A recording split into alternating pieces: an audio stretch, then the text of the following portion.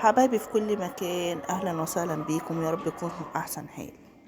النهارده الحلقه بتاعتي حلقه قديمه قوي، فكرتني بناس قديمه. ربنا يرحم اللي راحوا وربنا يبارك للي موجود. عاملين ايه يا حبايبي؟ وحشوني قوي قوي قوي. زي ما انا عرفتكم كده، الحلقه بتاعتي قديمه وما فيهاش مودرن للاكل اللي طالع دلوقتي زي ما انتوا عارفين، الفرن والكلام دوت. لا، اعملها زي ما انا اتعلمت وزي ما انا اكلت واتعودت عليها في بيتي، وزي ما اهلي ما كانوا بيعملوها واهل جوزي.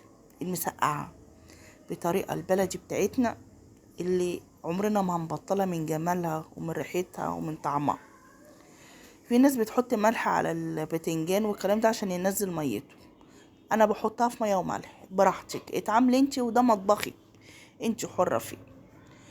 بحمر البطاطس على حسب الكميه المتاحه هتعمليها، وعلى حسب بردك البتنجان اللي انت هتعمليه لعدد اشخاص بيتك.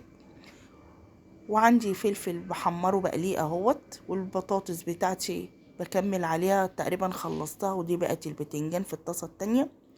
تمام، خلي ايديكي في كذا حاجة كده.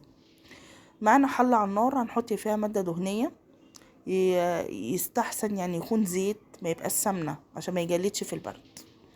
ومعايا بصلاية محترمة كده فرمها فرم ناعم.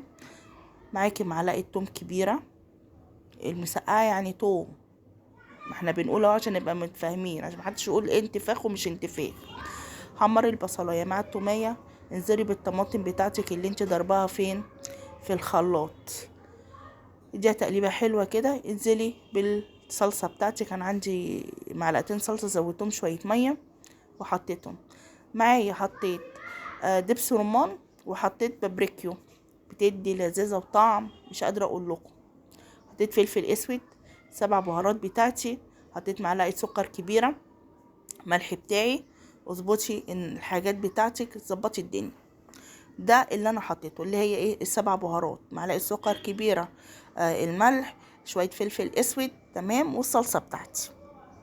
كنت عامله توابل قبل كده، كنت عاملاها في الفيديوهات القديمه، حطيت شويه كانت مديه ريحه قلبان. طبعا انا ما حطيتش البتنجان والبطاطس على طول، اديتها تتسبك قوي.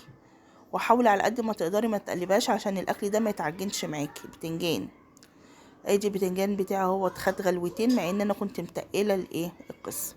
ادي طبق البتنجان بتاعي، وعندي شويه جرجير. تمام، كانت احلى اكله وعيش بلدي كده. وادعيلي وما تبخليش اللايك عليا، وادعيلي دعوه حلوه. باي باي.